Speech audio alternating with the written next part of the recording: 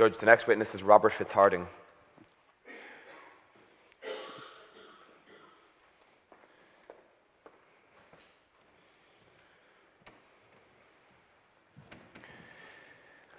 Could you confirm your name is Robert FitzHarding?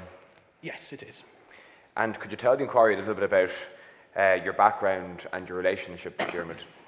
I am the Portreeve of Bristol, a merchant and financier of that town, and business colleague and a good friend of Diarmuid MacMurrough for many years. I am also a loyal supporter of His Majesty King Henry II, and for my part, his friend too.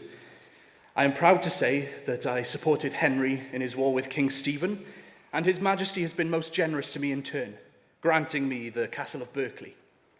However, I have now turned my back on worldly matters and have taken the habit of the canon of St. Augustine, where I hope to live out the rest of my life in prayer and contemplation. Mr. FitzHarding, can I ask you to explain the term Portreeve, please? My apologies. Portreeve or Port Warden is an official in medieval England and Wales, possessing authority, whether financial, administrative or fiscal, over a town. The term derives from the word port, historically meaning a market town or walled town, and not specifically a seaport, and the word reeve, meaning a high-ranking supervisory official. No trade can be conducted without the involvement and supervision of the Portreeve. Well, in that instance, it is obvious why King Diarmuid would view your acquaintance as being an important one, given his own trading interests with Britain. You might answer any questions my friends have for you.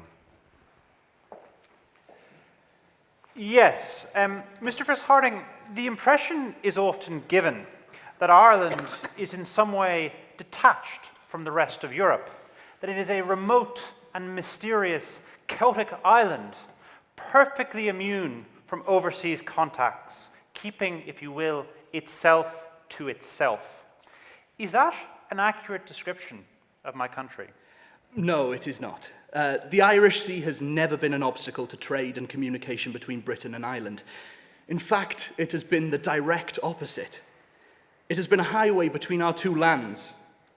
If you were to walk through Wexford in the 12th century, you would have heard Irish, Norse, English, and French all being spoken, and ships of all nationalities in the harbour. It is the same in Bristol. And I would also add, and you can correct me if I'm right or wrong, but the impression is often given that my client was breaking some sort of established tradition by engaging in overseas ventures, meddling, if you will, in the politics and business relationships of foreign powers.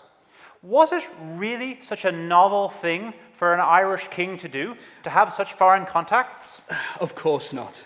It is patently absurd to suggest anything. This has been going on for generations. Diarmuid's own great-grandfather, Diarmuid MacMurrough, himself King of Leinster and indeed of Ireland, meddled, as you put it, quite extensively in British politics, providing protection to the sons of King Harold after the Battle of Hastings, and then harrying the coast of England in an attempt to frustrate the conquest by William. The Leinster men actually invaded at one point, in 1069. Invaded England, imagine. My own grandfather, Eadmouth, was killed by them on that occasion. So no, meddling by an Irish king in the affairs of Britain is nothing new, nor is the making of alliances.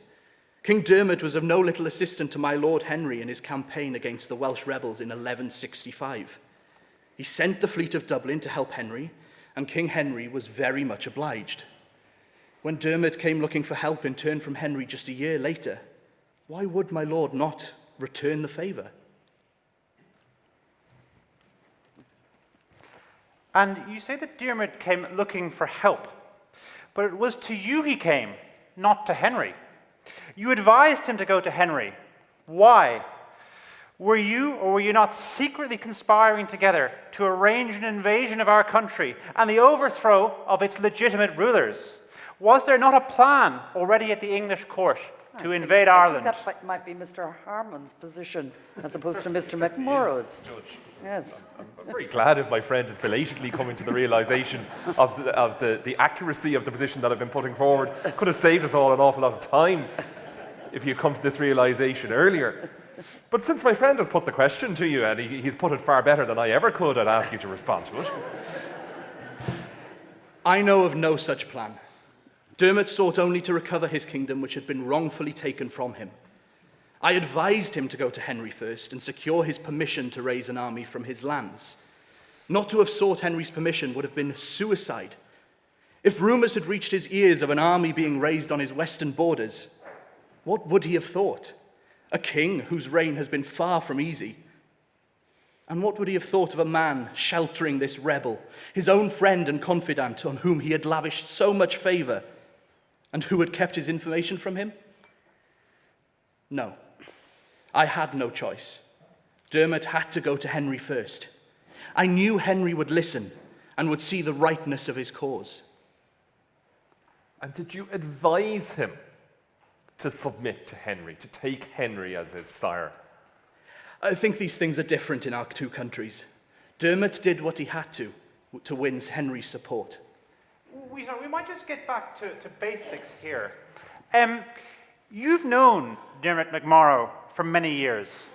Would you just tell the inquiry what type of man he is? He is a clever man and an astute king, ruthless when he needs to be, but effective. He has always looked outwards and has sought to learn what he has seen abroad and bring this back to his own country. Reform the church, bring in the great continental orders like my own, foster art and learning. He is, I believe, a great man. We have got to know and respect each other over the years. When he was expelled for his kingdom, he came to me first for the sake of our friendship and the respect we have for each other. And I had no qualms in recommending him in turn to my king. Would I have done so if I did not respect him? If I did not trust him? Thank you. We have no further questions. We have no further questions for this witness, Judge. Very good. Thank you very much. You may step down.